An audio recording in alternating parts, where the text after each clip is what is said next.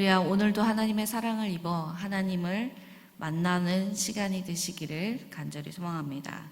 오늘의 말씀은 애굽에서 구원을 받았지만 광야에서 불순종하다가 가나안 땅에 들어가지 못한 이스라엘의 역사를 교훈으로 삼아 서로 도우면서 믿음의 길을 끝까지 가라고 권면하는 내용입니다.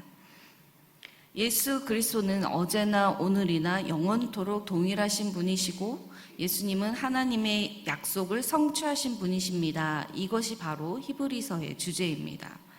오늘의 본문 중에서 7절부터 11절까지의 말씀은 특히 시편 95편 7절부터 11절까지 절이 똑같죠.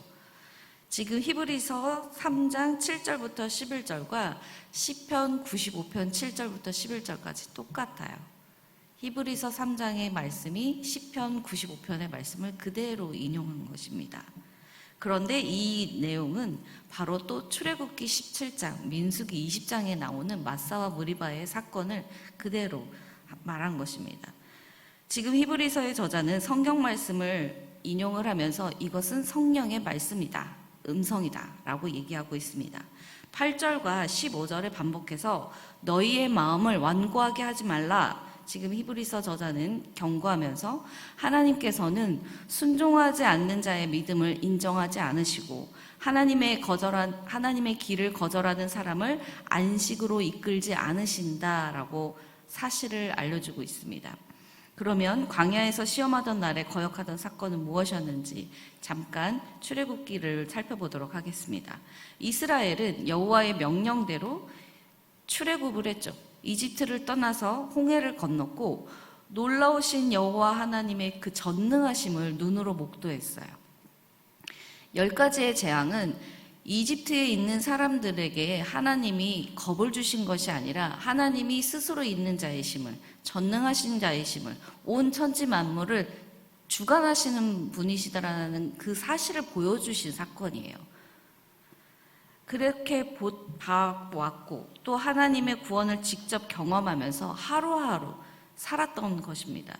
하지만 여전히 그들은 물이 쓰다, 먹을 게 없다, 고기가 먹고 싶다, 심지어는 마늘과 참외도 먹고 싶다 이렇게 얘기를 했어요. 이전에 그 이집트에서 노예 생활을 할 때 누리던 것을 지금 이집트를 탈출해서 광야에 있는데 지금도 누리고 싶다.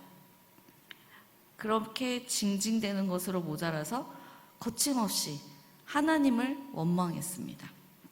그때마다 모세는 하나님께 간구했고 하나님께서는 때마다 마라의 쓴 물을 달게 하셨고 매일 메추라기와 만나를 내리셔서 그들을 먹이셨습니다. 그렇게 그들은 신광야를 떠나 르비딤에 장막을 쳤는데 이제는 마실 물이 쓴 물도 없는 거예요. 그랬더니 백성들이 모세에게 대들면서 원망을 합니다. 모세가 하나님께 부르짖어요. 이 백성을 하나님 제가 어떻게 해야 합니까?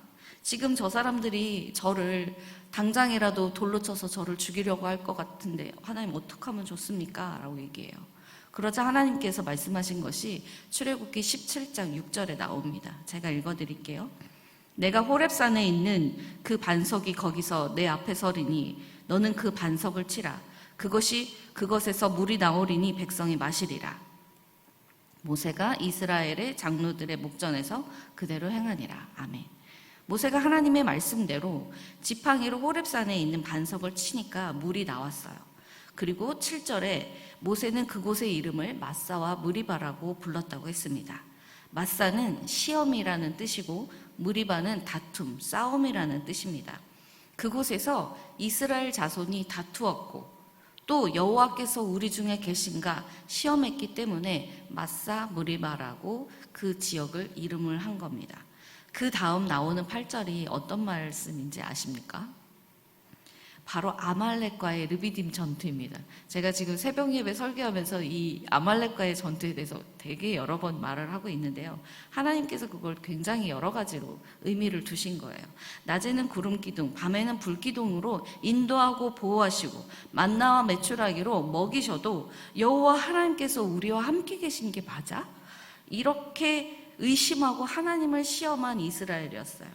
그때 하나님께서는 아말렉과의 전쟁에서 모세의 팔을 높이 들린 깃발처럼 사용을 하시면서 이스라엘이 여호와 하나님께서 함께 하심을 직접 눈으로 볼 수 있고 깨닫게 해주셨어요.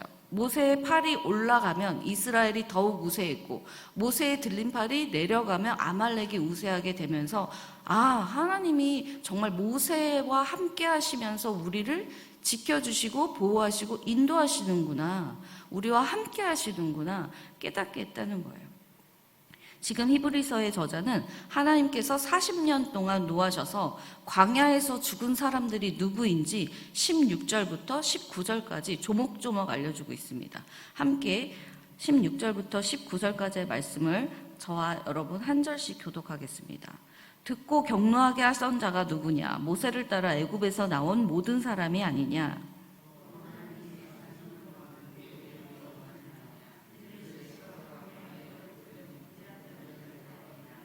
또 하나님이 누구에게 맹세하사 그의 안식에 들어오지 못하리라 하셨느냐? 곧 순종하지 아니하던 자들에게가 아니냐?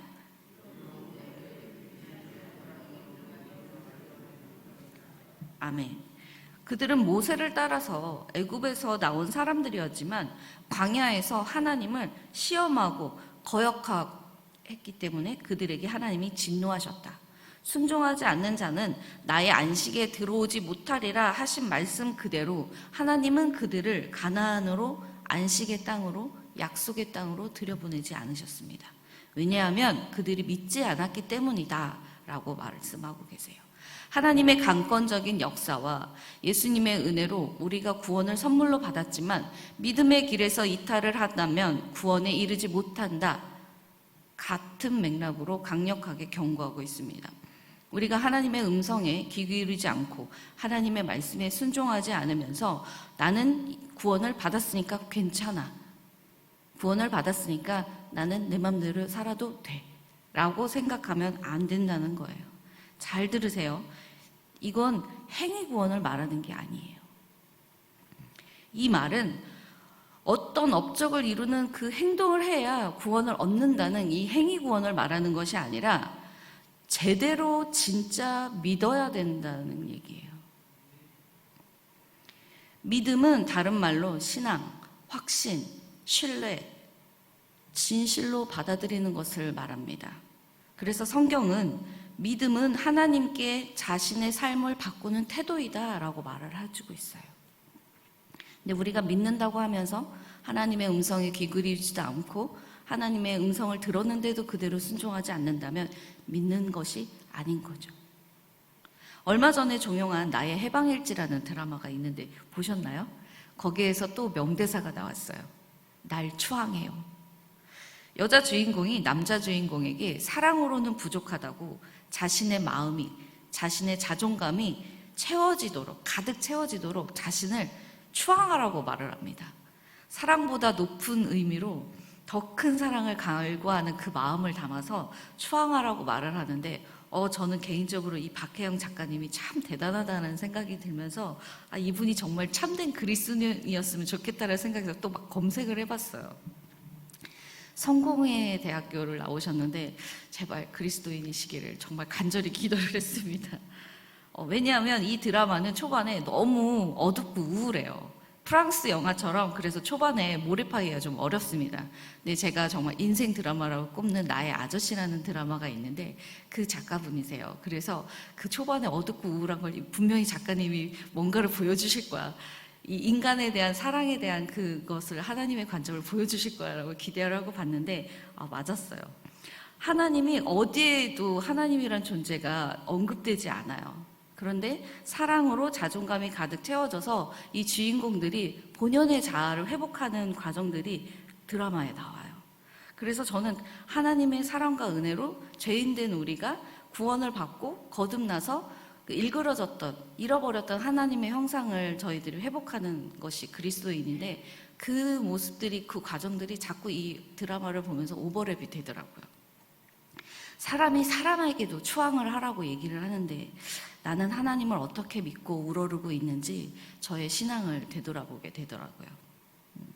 요즘 제가 갱년기 증상으로 많이 몸이 안 좋아요. 지금 한 4년째 고생을 하고 있는데, 그래서 더 이상은 안 되겠다 싶어서 호르몬제도 처방을 받고 작년 동안 이렇게 했는데도 부작용이 너무 많았었어요. 그래서 지금 호르몬제를 끊고 어떻게든 하려고 제가 이렇게 숨쉬기 운동밖에 안 했던 사람인데 요즘에는 이렇게 버퍼 보고 밑에를 이렇게 좀 걷고 뜁니다.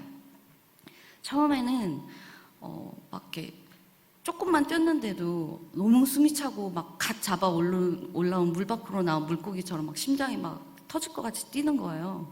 그래서 안 되겠다 싶었었는데 조금씩 이걸 뛰면서 이 운동이 왜 정말 믿음이랑 연관이 있는지 정말 처절하게 알겠더라고요.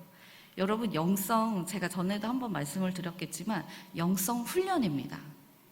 근데 그 훈련이라는 단어가 엑서사이즈, 운동이랑 똑같은 단어예요. 저도 신대원에 가서 그거를 처음 깨달았는데 정말 그게 너무 맞는 거예요.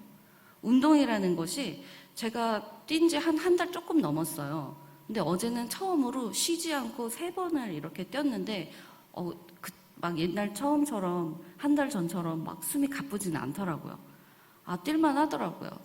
그리고 다쳤던 다리도 이제 막 처음에는 거의 질질 끌다시피 하면서 뛰었는데 지금은 그래도 땅에서 발이 좀 떨어지더라고요. 그래서 이게 시간이 지나면서 이렇게 달라지고, 처음에는 한 번을 쭉 쉬지 않고 가는 게 너무 힘들어서 그냥 이거를 5분의 1로 나눠서 여기까지만 가보자, 저기까지만 가보자 이러면서 저를 다독이면서 갔는데 믿음의 길이 이런 것 같구나라는 걸 제가 느꼈어요. 완주하는 것이 목적이지 얼마나 빨리 달리느냐, 무슨 옷을 입고 달리느냐가 중요한 게 아니잖아요. 믿음도 마찬가지예요. 끝까지, 근데 정말 누군가랑 같이 뛰면 더 잘 뛸 것 같고, 귀찮아하지 않고 약속을 하니까 그냥 더 잘 나갈 것 같고, 더 열심히 더 먼 곳까지 갈 수 있을 것 같은 생각이 들잖아요. 믿음의 길도 마찬가지다. 근데 우리가 따라가야 될 것이 있는데 그것이 바로 누구냐? 예수님이다 라고 얘기를 하고 있어요. 함께 12절부터 14절까지의 말씀을 합독하도록 하겠습니다. 12절 시작. 형제들아, 너희는 삼가 혹 너희 중에 누가 믿지 아니하는 악한 마음을 품고 살아계신 하나님에게서 떨어질까 조심할 것이요, 오직 오늘이라 일컫는 동안에 매일 피차 권면하여 너희 중에 누구든지 죄의 유혹으로 완고하게 되지 않도록 하라. 우리가 시작할 때에 확신한 것을 끝까지 견고히 잡고 있으면 그리스도와 함께 참여한 자가 되리라. 아멘. 여호와 니시, 주님의 깃발을 높이 들었던 것처럼 이제 예수 그리스도의 깃발을 끝까지 견고하게 잡고 예수님을 따라가는 저와 여러분이 되시기를 간절히 소망합니다. 기도하겠습니다. 하나님 아버지, 오늘 하나님을 믿지 않고 순종하지 않았던 자들은 끝까지 하나님의 안식에 들어가지 못했던 것을 말씀을 통해 다시 한번 알려주시니 감사합니다. 여호와 니시, 여호와의 깃발을 향해 갔던 그들처럼 저희들도 예수님의 깃발을 높이 들고 저희들이 하나님의 나라를 소망하며 하나님의 뜻을 따라가는 저희들이 되게 하여 주시고, 그런 저희들을 통하여 하나님의 나라를 확장시켜 주시옵소서. 어제나 오늘이나 영원토록 동일하신 예수님을 따라가는 저희들이 끝까지 예수님과 함께 승리를 누리게 하여 주시고 기쁨의 천국 잔치를 누리는 자들이 되게 하여 주시옵소서. 그렇게 하실 하나님을 기대하며 우리의 구원자 되신 예수님의 이름으로 기도드립니다. 아멘.